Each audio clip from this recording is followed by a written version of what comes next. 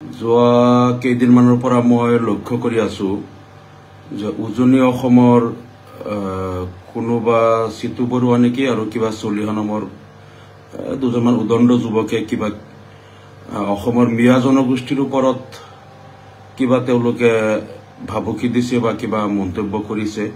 আৰু তেওঁলোক আগে পিছে কৰিয়ে থাকে। এটো বিজেপিৰ এটা এজেন্ডা হয় যিকোনো প্ৰকাৰে অসমত এটা সাম্প্ৰদায়িক সংঘাতময় পৰিৱেশ সৃষ্টি কৰাৰ কাৰণে কিছু লোকক বিজেপিয়ে নিযুক্ত কৰি ৰাখিছে। কিন্তু মই ক'ব বিচাৰিছো যে তেওঁলোকৰ এই বক্তব্যৰ প্ৰতিক্ৰিয়া হিচাপে আমাৰ কিছু মুছলমান যুৱকে বা মিয়া তথাকথিত মিয়া জনগোষ্ঠীৰ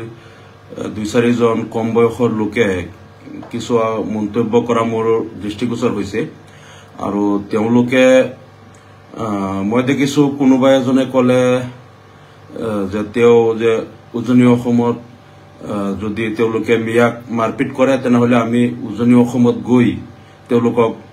তাতে পিটি থৈ আহিম। কোনোবা এজনে কলে যে মিয়াৰ কাৰণে স্বায়ত্ত শাসন লাগে। কোনোবা এজনে কৈছে যে মিয়াসকলৰ জনজাতিকৰণ কৰিব লাগে। কোনোবা এজনে কৈছে উজনি অসমৰ মানুহসকল কিছুদিন পিছত আহি মিয়া জনগোষ্ঠীৰ ওচৰত তেওঁলোকৰ ঘৰত কাম কৰিব লাগিব, মিয়া জনগোষ্ঠীৰ গোলামী কৰিব লাগিব। কোনোবাই কৈছে নামনিত আহিলে উজনি অসমৰ লোকক পিটিম। এই কথাবিলাকত মোৰ অলপ আপত্তি আছে। আপত্তিটো হল এইটোই, এতিয়া চাওক 2026 বিধানসভা নিৰ্বাচনৰ পূৰ্বে অসমত এটা সাম্প্ৰদায়িক সংঘাতময় পৰিৱেশ সৃষ্টি কৰাৰ কাৰণে বিজেপিয়ে অহৰ্নিশে চেষ্টা কৰি আছে আৰু তেওঁলোকে ভাবিছে যে যদি কিবা এটা অজুহাতত অসমত যদি হিন্দু ভোটাৰসকলক পলাৰাইজ কৰিব পৰা যায় তেনেহলে হিন্দু ভোট তেওঁলোকে গোটেইখিনি পাব আৰু পুনৰ বিজেপি চৰকাৰ আহিব। গতিকে অসমত কিবা মুছলমান আৰু হিন্দুৰ মাজত কাজিয়া সৃষ্টি কৰাৰ কাৰণে তেওঁলোকে আগৰ পৰাই চেষ্টা কৰি আছিল আৰু এতিয়া নতুনকৈ তেওঁলোকে আকৌ অপচেষ্টা আৰম্ভ কৰা দেখা গৈছে। আৰু এতিয়া সেইকাৰণে তেওঁলোকে কিছুমান লাচিত সেনাৰ নামত হওক বা অন্য কিছুমান সংগঠনৰ নামত কিছুমান ল'ৰাক বিজেপিয়ে ফিটিং কৰিব এনেকুৱা কৰিছে, আগে পিছেও কৰিছে যে তেওঁলোকে ইয়াত যে হেংদাং লোৱা মিয়া জনগোষ্ঠীক ভাবুকি দিয়া এনেধৰণৰ কিছুমান উদ্ভট মন্তব্য তেওঁলোকে কৰি আছে আৰু কৰিবই। কিন্তু এই ক্ষেত্ৰত যদি আমাৰ তথাকথিত মিয়া বা মুছলমান সকলৰ কোনো লোকে যদি আগ্ৰাসী মন্তব্য কৰে, যেনেকে মই আগত কলো কেইটামান যে মিয়াসকলৰ জনজাতিকৰণ কৰিব লাগে, তেওঁলোকক স্বায়ত্ত শাসন লাগে, উজনি অসমত গৈ তেওঁলোকক পিটি থৈ আহিম, তেওঁলোকে মিয়াক গোলামী কৰিব লাগিব, অমুক তমুক এনেধৰণৰ মন্তব্যবিলাক কৰিলে আল্টিমেটলি উজনি অসমত বিজেপিয়ে যেটো বিচাৰি আছে যে হিন্দু ভোট পলাৰাইজ কৰিব লাগে সেইটো তেওঁলোক সফল হ'ব। এই কথাকেইটা ৰেফাৰেন্সত তেওঁলোকে তাতে মানে উজনি অসমত বা অনা মুছলিম সমাজত তেওঁলোকে এই কথাবিলাক কৈ তেওঁলোকক মুছলমান বিদ্বেষী কৰিব, মুছলমানৰ বিৰুদ্ধে তেওঁলোকৰ মনত জুই জ্বলাব আৰু তাৰ মুনাফা অৰ্জন কৰিব 2026 নিৰ্বাচনত। আৰু তাতকে ভয়াবহ কথাটো হল যে এনেধৰণৰ মন্তব্যৰ কাৰণে যদি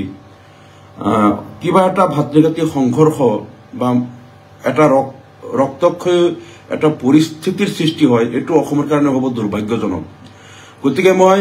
সকলো মুছলমান যুৱকক বা যিসকলে এনেধৰণৰ মন্তব্য কৰি আছে বা মিয়া বা মুছলমান জনগোষ্ঠীৰ যি সংগঠনৰ কোনো ল'ৰাই এনেধৰণৰ মন্তব্য কৰি আছে তেওঁলোকক মই আহ্বান জনাম যে তোমালোকৰ কোনেও এনেধৰণৰ প্ৰৰোচনামূলক বা আগ্ৰাসী মন্তব্য নকৰিবা। লগে লগে এই কথাটো মই ক'ব বিচাৰিছো যে যদি মিয়া বা মুছলমানৰ বিৰুদ্ধে তেওঁলোকে কিবা মিছা কিবা এটা বাতৰি পৰিৱেশন কৰে বা কিবা এটা মিথ্যাচাৰিতাৰ আশ্ৰয় লয় বা মিয়া মুছলমানৰ বিৰুদ্ধে কিবা অসত্য কথাৰে তেওঁলোকে সামাজিক বিশ্বাস আৰু আস্থাৰ পৰিৱেশ বিনষ্ট কৰিব বিচাৰে, তাৰ প্ৰতিবাদ কৰিব লাগে। প্ৰতিবাদ কৰাত মোৰ আপত্তি নাই। সেইটো যিসকলে মিয়া বা মুছলমানক আক্ৰমণ কৰি কথা ক'ব তেওঁলোকৰ বিৰুদ্ধে সেই মিছা কথাবিলাক আপোনালোকে উদঙাই দিব, অসত্যবিলাক উদঙাই দি সত্যটো প্ৰকাশ কৰিব, বা তেওঁলোকে যিবিলাক তথ্য বিভ্ৰান্তি ঘটাই প্ৰকৃত সত্যটো উদ্ঘাটন কৰি সেই বিকৃত তথ্যবিলাক উদঙাই দিব, এইটো কৰিব লাগিব আৰু এইটো কৰা উচিত। সেইটো নকৰিলে যদিহে তেওঁলোকে মিয়া বা মুছলমানৰ বিৰুদ্ধে কিছুমান মনে সজা আৰু অসত্য কথাৰে মিয়া জনগোষ্ঠীক হেয় কৰিব বিচাৰে বা অন্যান্য জনগোষ্ঠীৰ মিয়াসকলৰ বিৰুদ্ধে তেওঁলোকে উচতাব বিচাৰে, সেই ক্ষেত্ৰত আকৌ সকলোৱে মনে মনে থাকিলেও এইটো বেয়া। তেতিয়া এই কথাটো এষ্টাব্লিছ হৈ যাব আৰু এষ্টাব্লিছ কৰি তেওঁলোকে অসমত মিয়া বা মুছলমান বিৰোধী এটা সেন্টিমেন্ট তেওঁলোকে গঢ়ি তুলিব। গতিকে অসত্য বা মিছা কথাবিলাক বা মনে সজা কথাবিলাকৰ প্ৰতিবাদ কৰিবই লাগিব, যিটো ময়ো কৰো। ময়ো যিমান দূৰ পাৰো তেওঁলোকে মুছলমানৰ বিৰুদ্ধে যিবিলাক অপপ্ৰচাৰ কৰে সেইবিলাক ময়ো যিমান দূৰ পাৰো সেই তেওঁলোকৰ মিথ্যাচাৰিতাবিলাক উদঙাই দিওঁ, সঁচা কথাবিলাক প্ৰকাশ কৰো। কিন্তু সেইবুলি কোনোদিনে মই আগ্ৰাসী কোনো কথা নকওঁ যে আমি উজনি অসমত এইটো কৰিম, হিন্দুসকলক এইটো কৰিম, তেওঁলোকে আমাৰ গোলামী কৰিব, অমুক কৰিব, তমুক, এই কথাবিলাক নকওঁ। কাৰণ এইবিলাক কলে সামাজিক পৰিৱেশ বিনষ্ট হ'ব। কিন্তু মুছলমানৰ বিৰুদ্ধে যিবিলাক কাল্পনিক মিছা কথা তেওঁলোকে কয় সেইবিলাক মই যিমান পাৰো যুক্তি সহকাৰে মই তেওঁলোকে এইবিলাকৰ প্ৰতিবাদ মই কৰো। এইটো আপোনালোকেও কৰক, সকলোৱে কৰিব লাগিব। এইটো নকৰিলেও ক্ষতি আছে। কাৰণ আপোনালোকে জানে যেতিয়া ৭০ৰ দশকৰ শেষৰ পৰা আজিৰ পৰা প্ৰায় ৫০ বছৰ আগত অসমত এটা মিছা এটা নেৰেটিভ ক্ৰিয়েট কৰা হৈছিল যে অসমত লাখ লাখ বাংলাদেশী সোমাই আছে আৰু অসমত লাখ লাখ বাংলাদেশী অসমত আহি তেওঁলোকে নাগৰিকত্ব লৈছে বা অসমৰ জনগাঁথনি পৰিৱৰ্তন কৰিছে,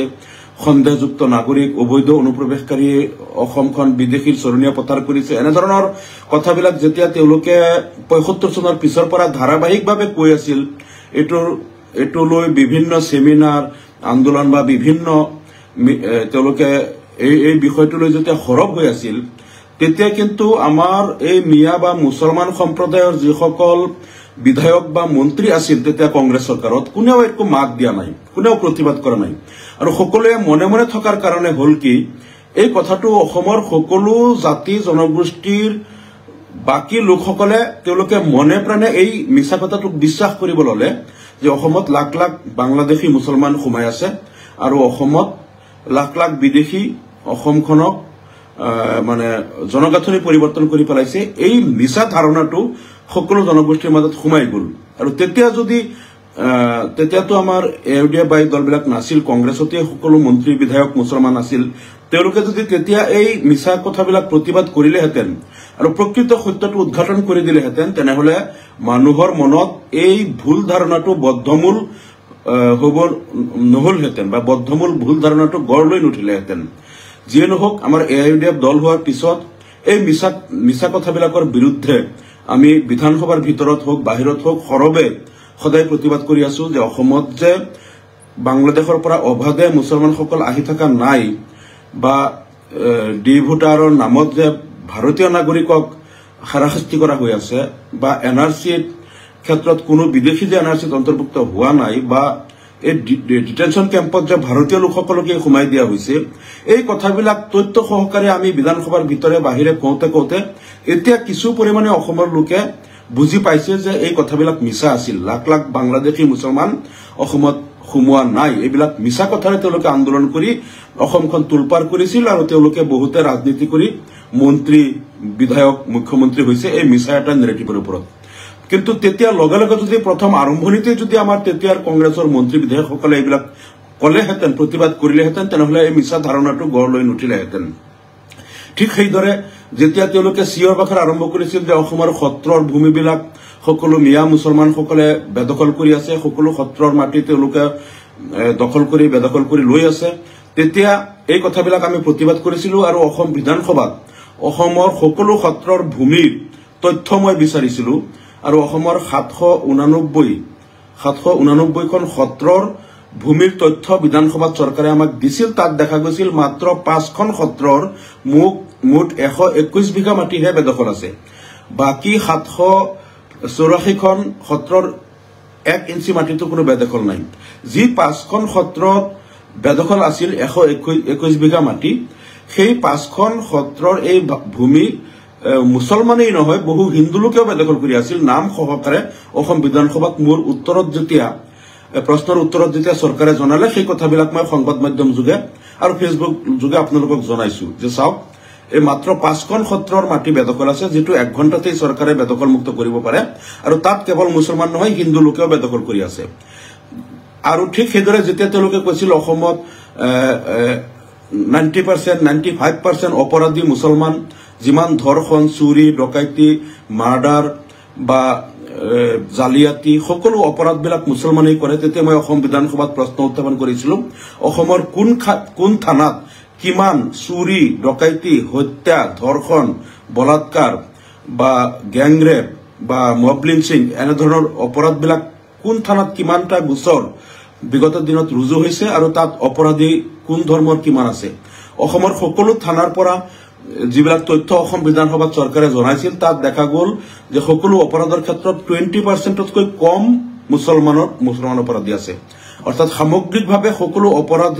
যিমান অপৰাধ চুৰি ডকাইতি বলাৎকাৰ ধৰ্ষণ হত্যা বা অন্যান্য সকলো অপৰাধ মিলাই 80%তকৈ বেছি কিন্তু মুছলমান নহয় অমুছলমান 20%তকৈ কম মুছলমান অপৰাধী আছে কিন্তু বিধানসভাত দিয়া তথ্য মই লগে লগে উদংগাই দিছো গতিকে আপোনালোকেও এই কামটো কৰিব পাৰে যেতিয়া মুছলমানসকলে সকলো সত্ৰৰ মাটি বেদখল কৰিছে সকলো অপৰাধ মুছলমানেই কৰে মুছলমান এনে ধৰণৰ মিছা কথাবিলাক যেতিয়া কয় তেতিয়া তথ্য সহ আপোনালোকে সেইবিলাক খণ্ডন কৰিব মিছা বাতৰিবিলাক খণ্ডন কৰিব আৰু প্ৰকৃত সত্যটো উদ্ঘাটন কৰিব যাতে তেওঁলোকে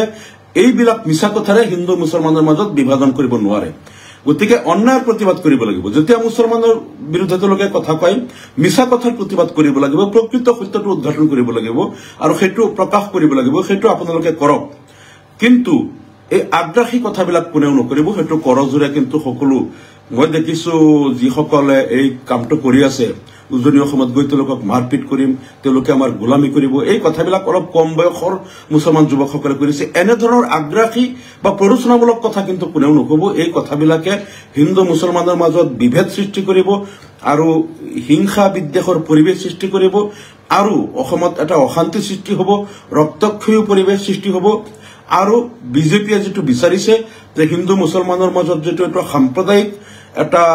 বিষাক্ত বাতাবৰণ সেইটো কৰা তেওঁলোক সফল হ'ব গতিকে এনে ধৰণৰ আগ্ৰাসী মন্তব্য কোনেও নকৰিব কিন্তু তেওঁলোকৰ মিথ্যাচাৰিতাৰ বিপৰীতে তাৰ বিৰুদ্ধে সকলোৱে প্ৰতিবাদ কৰক প্ৰকৃত সত্যটো উদ্ঘাটন কৰক এইটো মই আহ্বান জনাইছো আৰু তাৰ লগে লগে এটা কথা মনত ৰাখিব যে আমি তেওঁলোকে যিমানেই এই মিছা কথাবিলাক কয় কেতিয়াবা তেওঁলোকে আমাৰ ধৰ্মৰ ওপৰত আক্ৰমণ কৰে কেতিয়াবা কিছুমানে আমাৰ ধৰ্মৰ প্ৰৱৰ্তক নবী মুহাম্মদ সাল্লাল্লাহু আলাইহি সাল্লামৰ বিৰুদ্ধে খুব বেয়া মন্তব্য কৰে কেতিয়াবা মুছলমান মহিলাসকলক সন্তান জন্ম দিয়া মিছিল বা বিভিন্ন ধৰণে কয় এই তেওঁলোকে কথাবিলাক কব আপোনালোকে প্ৰতিবাদ কৰক প্ৰতিবাদ কৰি লাগিলে আন্দোলন কৰক গণতান্ত্ৰিকভাৱে কৰবাত ধৰ্ণা সমদল কৰক কৰবাত প্ৰতিবাদী সভা সমিতি কৰক তাত আপত্তি নাই কিন্তু অন্য জনগোষ্ঠীক আক্ৰমণ কৰিব পৰা কোনো মন্তব্য কোনেও নকৰিব এইটো কৰিলে আমাৰ অসমত মুছলমান সকলোৰে বিপদ হ'ব আৰু সকলো জাতি জনগোষ্ঠীয়ে মুছলমানৰ বিৰুদ্ধে তেওঁলোক একত্ৰিত হ'ব মুছলমানক হোল ঠেকত পেলাব আমাৰ জনগোষ্ঠী বিপদত পৰিব গতিকে এই কামটো আপোনালোকে কোনেও নকৰিব কিন্তু অন্যায় প্ৰতিবাদ কৰিব অন্যায় প্ৰতিবাদ নকৰাটো এটা ভুল আমাৰ অসমত আমি দেখিছো যে অসমত অন্যায় প্ৰতিবাদ নকৰাৰ কাৰণে যেতিয়া অসমৰ মুছলমানসকলক বাংলাদেশী অবৈধ অনুপ্ৰৱেশকাৰী সন্দেহযুক্ত নাগৰিক বিদেশী পূব পাকিস্তানী বুলি যেতিয়া চিঞৰ বাখৰ কৰিছিল আজিৰ পৰা 40-50 বছৰ আগত তেতিয়া আমাৰ মন্ত্ৰী বিধায়কসকলে একো মাত নমতাৰ কাৰণে অসমৰ সকলো জাতি জনগোষ্ঠীৰ মনত কিন্তু মুছলমানৰ বিৰুদ্ধে এটা তেওঁলোকৰ ধাৰণা সোমাই গ'ল যে অসমত যিমান মুছলমান আছে অধিকাংশই বাংলাদেশী আৰু এইবিলাক হল বিদেশী সন্দেহযুক্ত নাগৰিক তেওঁলোক মানে অবৈধভাৱে অনুপ্ৰৱেশ কৰিছে কিন্তু যেতিয়াৰ পৰা আমি প্ৰতিনিধি হলো আৰু এইবিলাক প্ৰতিবাদ কৰা আৰম্ভ কৰিলো আৰু এটো অসম বিধানসভাৰ মজিয়াত হোক টিভি টক শ্ব'ত হোক সংবাদ মাধ্যমত হোক সভা সমিতিয়ে হোক যেতিয়া আমি প্ৰকৃত সত্যটো কৈ থাকিলো এতিয়া কিন্তু অসমৰ অধিকাংশ মানুহে বুজি পাইছে যে এইবিলাক ভুল ধাৰণা আছিল আৰু এইবিলাক মিছা কথা প্ৰচাৰ কৰা হৈছিল আসলতে অসমৰ মুছলমানসকল বাংলাদেশী নহয় বিদেশী নহয় তেওঁলোকে ডি ভোটাৰ সজাই বিদেশী ন্যায়াধিকৰণত গোচৰ চলাই তেওঁলোকে বুজি পাইছে এনআৰসি হোৱাৰ পিছতো তেওঁলোকে বুজি পাইছে যে এইবিলাক বিদেশী নহয় বাংলাদেশী নহয় গতিকে এতিয়াৰ পৰা তেওঁলোকে হুৰ পৰিৱৰ্তন তেওঁলোকে আগত যেটো কৈছিল অসমত বাংলাদেশী বিদেশী আছে এইবিলাক খেদিব লাগিব এতিয়া কিন্তু তেওঁলোকে আৰু বাংলাদেশী বিদেশী বুলি নকয় এতিয়াৰ পৰা তেওঁলোকে খিলঞ্জীয়া শব্দৰে ৰাজনীতি আৰম্ভ কৰিছে যে অসমৰ মাটিৰ অধিকাৰ খিলঞ্জীয়াই পাব লাগে জনপ্ৰতিনিধিত্বৰ অধিকাৰ খিলঞ্জীয়াই পাব লাগিব 100% সংৰক্ষণ খিলঞ্জীয়াৰ কাৰণে হ'ব লাগে তাৰ মানে যেতিয়া দেখিলে যে আমি যিসকলক ইমান দিনে বাংলাদেশী বিদেশী বুলি কৈ আছিলো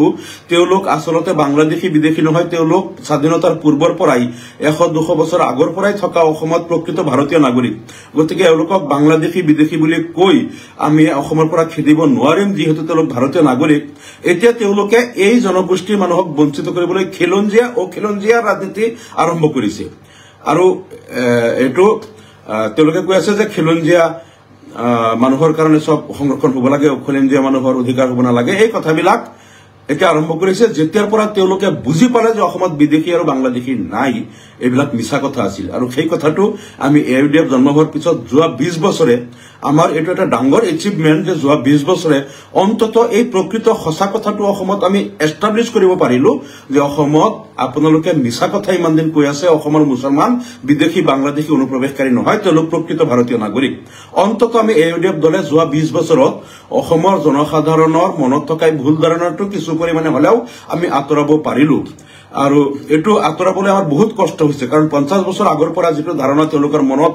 বদ্ধমূল হিচাপে খিপাই গৈছিল সেই ধাৰণাটো আতৰাবলৈ ইমান সহজ নহয় যোৱা 20 বছৰত আমি এউডিএফ দলে যথেষ্ট কষ্ট কৰিব লগা হ'ল এই ভুল ধাৰণাটো আতৰাবলৈ যিয়ে নহওক এতিয়া এই ধাৰণাটো কিছু আতৰিছে তেওঁলোকৰ সেইকাৰণে এতিয়া তেওঁলোকে খিলঞ্জীয়া বুলি কয় এতিয়া আৰু বিদেশী অনুপ্ৰৱেশকাৰী শব্দবিলাক নকয় খিলঞ্জীয়া অখিলঞ্জীয়াৰে তেওঁলোকে ৰাজনীতি আৰম্ভ কৰিছে গতিকে এই কথাটো মই এই কাৰণেই কৈছো যে আমি এই মিছা কথাবিলাকৰ প্ৰতিবাদ কৰিব লাগিব আপোনালোকে যিমান পাৰে সকলোৱে কৰক অসত্য কথাবিলাক আপোনালোকে যুক্তি সহকাৰে খণ্ডন কৰক কিন্তু উজনি অসমত গৈ ঘৰে ঘৰে পিটিম তেওঁলোক আমাৰ গোলামী কৰিব লাগিব তেওঁলোকক মিয়াসকলক জনজাতিকৰণ দিব লাগে এতিয়া চাওক মিয়াসকলক জনজাতিকৰণ কেনেকৈ দিব জনজাতি কিছুমান ট্ৰাইবেল যিবিলাক শিডিউল ট্ৰাইববিলাকক সংবিধানত কিছুমান ট্ৰাইব চিনাক্ত কৰা হৈছে শিডিউল কৰা হৈছে আৰু ট্ৰাইবেল সকলক জনজাতিকৰণ দিয়ে মুছলমানক জনজাতিকৰণ কৰাৰ ভাৰতৰ সংবিধানত কোনো প্ৰভিজন নাই আৰু যিমানেই আপোনালোকে কওক মুছলমান সকল জনজাতিকৰণ নকৰে আনকি কোনো ট্ৰাইবেল লোক যদি ইছলাম ধৰ্মত দীক্ষিত হয় তেওঁক লগে লগে তেওঁৰ জনজাতিৰ স্বীকৃতিটো বাতিল কৰি দিয়ে তেওঁ আৰু জনজাতি হৈ নাথাকে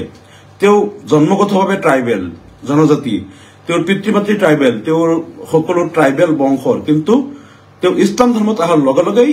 তেওঁ যেন পৃথিৱীৰ আটাইতকৈ উচ্চ বৰ্ণৰ হৈ গ'ল এতিয়া আৰু তেওঁ ট্ৰাইবেল ষ্টেটাছটো নাথাকে গতিকে য'ত জনজাতিৰ পৰা ইছলাম ধৰ্ম গ্ৰহণ কৰিলেই তেওঁ ট্ৰাইবেল বুলি গণ্য নকৰে তাত আমাৰ যিসকল ইনবৰ্ন মুছলমান তেওঁলোকক কেনেকৈ জনজাতিকৰণ কৰিব গতিকে এনে ধৰণৰ মন্তব্যবিলাক আমি নিদিয়াই ভাল বা এনে কথাবিলাক নোকোৱাই ভাল আৰু দ্বিতীয় কথাটো হ'ল যে এই ট্ৰাইবেলসকল ইছলাম ধৰ্ম গ্ৰহণ কৰিলে তেওঁলোকৰ ট্ৰাইবেল ষ্টেটাছ নাথাকেই কাৰণেই ভাৰতৰ সংবিধানৰ জনক বি.আৰ. আম্বেদকাৰে তেওঁ যেতিয়া হিন্দুসকলৰ যেটো বৰ্ণ বৈষম্যৰ বিৰুদ্ধে তেওঁ আজীৱন সংগ্ৰাম কৰি গৈছে তেওঁ যেহেতু শূদ্ৰ আছিলে গতিকে এই যে ব্ৰাহ্মণ ক্ষত্ৰিয় বৈশ্য আৰু শূদ্ৰ শ্ৰেণী বিভাজন যেটো মনু সংহিতাই এনেকে বৰ্ণ বিভাজন কৰিছিল আৰু শূদ্ৰসকলক কোৱা হৈছিল যে তেওঁলোকক কেৱল ব্ৰাহ্মণ ক্ষত্ৰিয়সকলৰ সেৱা কৰাৰ কাৰণেই তেওঁলোকক ভগৱানে পৃথিৱীত পঠাইছে তেওঁলোক ব্ৰহ্মাৰ ভৰিৰ পৰা সৃষ্টি হৈছে গতিকে তেওঁলোকৰ কোনো সম্পত্তিৰ অধিকাৰ উচ্চ শিক্ষাৰ অধিকাৰ বা শাসনৰ অধিকাৰ প্ৰতিনিধিত্বৰ অধিকাৰ নাই তেওঁলোকে কেৱল সেৱা কৰি যাব লাগিব গতিকে তেওঁলোকক যে মানে এটা একেবাৰে নিম্ন বৰ্ণৰ বুলি সদায় তেওঁলোকক হেয় কৰি ৰখা হৈছিল তেওঁলোকে আনকি বি.আৰ. আম্বেদকাৰে যেতিয়া চাকৰি কৰিছিল তেওঁ যেতিয়া যিখন চকীত বহিছিল তেওঁ ওলাই অহাৰ লগে লগে চকীখন গোমূত্ৰ আৰু গাখীৰেৰে ধুই চাফা কৰা তেওঁ য'ত স্পৰ্শ কৰিছিল সেই গিলাচ আৰু কাপবিলাক মানে চকীদাৰেও মানে অস্পৃশ্য বুলি এইটো নিলগাই ৰাখিছিল বা যিমান তেওঁ মানসিক নিৰ্যাতনৰ শিকাৰ হৈছিল বি.আৰ. আম্বেদকাৰৰ জীৱনী পঢ়িলে আপোনালোকে পাব যে বি.আৰ. আম্বেদকাৰে বহুত কান্দিছিল যে তেওঁ ইমান উচ্চ শিক্ষিত হৈ ইমানবিলাক ডিগ্ৰী লোৱাৰ পিছতো তেওঁ সামান্য চকীদাৰসকলেও মানে তেওঁক ইমান ঘৃণ কৰে তেওঁ বহা চকীখন মানে তেওঁলোকে গাখীৰেৰে ধুই চাফা কৰে গতিকে সেই আম্বেদকাৰে এটা সময়ত এই বৰ্ণ বৈষম্যৰ প্ৰতিবাদত তেওঁ ভাবিছিল যে যিসকল ক্ষুদ্ৰ দলিত লোক আছে, দলিত আদিবাসী ক্ষুদ্ৰ লোকসকল, তেওঁলোকক লৈ তেওঁ ইছলাম ধৰ্মত দীক্ষিত হ'ব। কিন্তু তেতিয়া ব্ৰিটিছ চৰকাৰ আছিল, তেওঁ পিছত ব্ৰিটিছ চৰকাৰৰ ওচৰত এই বিষয়টো তেওঁ জানিব বিচাৰিছিল যে আমি যদি দলিত আৰু ক্ষুদ্ৰসকল ইছলাম ধৰ্মত দীক্ষিত হওঁ তেনেহলে আমি কি ট্ৰাইবেল হিচাপে ষ্টেটাছটো আমি নাপাম নেকি, বা আমি ট্ৰাইবেল হিচাপে যিবিলাক সা সুবিধা পাব লাগে সেইবিলাক নাপাম নেকি। তেতিয়া ব্ৰিটিছ চৰকাৰে কৈছিল নাই, ইছলাম ধৰ্ম গ্ৰহণ কৰাৰ লগে লগে তেওঁলোকে জনজাতিকৰণৰ মৰ্যাদাটো নাপায়, ট্ৰাইবেল হৈ নাথাকে। এইটো কাৰণে আম্বেদকাৰ নিজে ইংলেণ্ডত গৈছিল। ইংলেণ্ডত গৈ পেলাই ইংলেণ্ডৰ প্ৰধানমন্ত্ৰীৰ লগতো যোগাযোগ কৰিব ট্ৰাই কৰিছিল, বা তেতিয়া ইংলেণ্ডৰ সাংসদসকলৰ লগত তাতো গৈ যোগাযোগ কৰিছিল। তেওঁ এইটো আৰ্জি কৰিছিল যে আমি সকলো দলিত আদিবাসী আমি সামাজিক নিৰাপত্তা আৰু ন্যায় বিচাৰি ইছলাম ধৰ্মত আমি যাব বিচাৰিছো। ইছলাম ধৰ্মত যোৱাৰ পিছতো আমাক ট্ৰাইবেল হিচাপে স্বীকৃতি দিব লাগে আৰু ট্ৰাইবেল হিচাপে সা সুবিধাবিলাক দিব লাগে। কিন্তু তেতিয়া ইংলেণ্ডত গৈও তেওঁ বিফল হৈছিল। তাতো তেওঁক ব্ৰিটিছ চৰকাৰে জনাইছিল যে ইছলাম ধৰ্ম গ্ৰহণ কৰাৰ লগে লগে দলিত আদিবাসী ক্ষুদ্ৰ সম্প্ৰদায়ৰ লোকসকল তেওঁলোক আৰু আদিবাসী হৈ নাথাকে বা দলিত হৈ নাথাকে, তেওঁলোক ট্ৰাইবেল ষ্টেটাছ নাপাব। গতিকে তাৰপিছত তেওঁ বিফল মনোৰথ লৈ B.R. আম্বেদকাৰ ঘূৰি আহিছিল। আহি পেলাই তেওঁ এটা কথা তাত তেওঁ নিশ্চয়তা লৈছিল যে তেওঁলোক যদি বৌদ্ধ ধৰ্ম গ্ৰহণ কৰে তেনেহলে তেওঁলোক ট্ৰাইবেল হৈ থাকিব, কিন্তু ইছলাম ধৰ্ম গ্ৰহণ কৰিলে তেওঁলোক ট্ৰাইবেল হৈ নাথাকে। গতিকে তাৰপিছত তেওঁ আহি পেলাই তেওঁ ইয়াত সামূহিকভাৱে কেইটামান প্ৰগ্ৰাম কৰি হাজাৰ হাজাৰ আদিবাসী দলিত লোকক লৈ তেওঁ বৌদ্ধ ধৰ্ম দীক্ষিত হৈছিল। বৌদ্ধ ভিক্ষুসকলক আনি তেওঁ বৌদ্ধ ধৰ্ম দীক্ষিত হৈছিল একমাত্ৰ ট্ৰাইবেল ষ্টেটাছটো পোৱাৰ কাৰণে। নহলে তেওঁলোকে সকলো আদিবাসী আৰু তেওঁলোক দলিত লোকসকলক লৈ ইছলাম ধৰ্মত দীক্ষিত হলে হয়। আপোনালোকে নিশ্চয় যিসকলে B.R. আম্বেদকাৰৰ জীৱনী পঢ়িছে আপোনালোকে এই কথাবিলাক জানে। এতিয়া মোৰ এই কথাটো কোৱাৰ উদ্দেশ্য হল এইটো যে য'ত B.R. আম্বেদকাৰে নিজে ভাৰতৰ সংবিধানৰ জনক, তেওঁ নিজে ইংলেণ্ডত গৈ ইংলেণ্ডৰ চৰকাৰৰ লগত তেতিয়া ব্ৰিটিছ চৰকাৰৰ লগতো যোগাযোগ কৰিছিল ব্ৰিটিছ ভাৰতত যে আদিবাসীসকল বা দলিতসকল ইছলাম ধৰ্মত আহিলে তেওঁলোক যাতে ট্ৰাইবেল ষ্টেটাছটো পায়, এইটো বহুত ফাইট কৰিছিল তেওঁ, কিন্তু সফল হ'ব নোৱাৰিলে, যাৰ কাৰণে তেওঁলোক ইছলাম ধৰ্মত নাহি পেলাই বৌদ্ধ ধৰ্মত দীক্ষিত হল। কিন্তু এতিয়া আকৌ নতুনকৈ যিসকল মুছলমান বা আগৰ পৰাই মুছলমানৰ বংশত যিসকল লোক আছে তেওঁলোকে ট্ৰাইবেল নিজকে জনজাতিকৰণ দাবী কৰিলেই যে চৰকাৰে দিব, এইটো কোনো পধ্যে নহয়। এইবিলাক আপোনালোকে অলপ ষ্টাডি কৰিব আৰু জ্ঞান আহৰণ কৰিব, নহলে এইবিলাক যদি প্ৰচুৰ জ্ঞান নোহোৱাকেই এনেধৰণৰ মন্তব্যবিলাক কৰিলে সামাজিক যেটো আস্থা বিশ্বাসৰ পৰিৱেশ সেইটো বিনষ্ট হ'ব আৰু অসমত মুছলমানসকল বিপদত পৰিব। গতিকে পুনৰবাৰ মই অসমৰ যুৱচামক, মুছলমান যুৱচামক মই অনুৰোধ জনাও যে আপোনালোকে কোনো জনগোষ্ঠীক যে উজনি অসমৰ লোকে আমাৰ তাত গোলামী কৰিব বা আমি তেওঁলোকক উজনিত গৈ ঘৰত পিটিম, এনেধৰণৰ মন্তব্যবিলাক কোনেও নকৰিব মই পুনৰ অনুৰোধ জনাইছো। তাৰ সলনি আপোনালোকে তেওঁলোকে মুছলমানৰ বিৰুদ্ধে যিমান মিথ্যাচাৰিতা আৰু ভুৱা অপপ্ৰচাৰ মিছা বাতৰি পৰিৱেশন কৰে সেইবিলাক আপোনালোকে শক্তিশালীভাৱে প্ৰতিবাদ কৰক আৰু প্ৰকৃত সত্যটো উদ্ঘাটন কৰি দিয়ক। তাত কোনো জনগোষ্ঠীয় কোনো বিশ্বাস সন্দেহ অবিশ্বাসৰ বাতাবৰণ সৃষ্টি নহব বা অসমৰ পৰিস্থিতি বিনষ্ট নহয়। এইটো অনুৰোধ। ধন্যবাদ।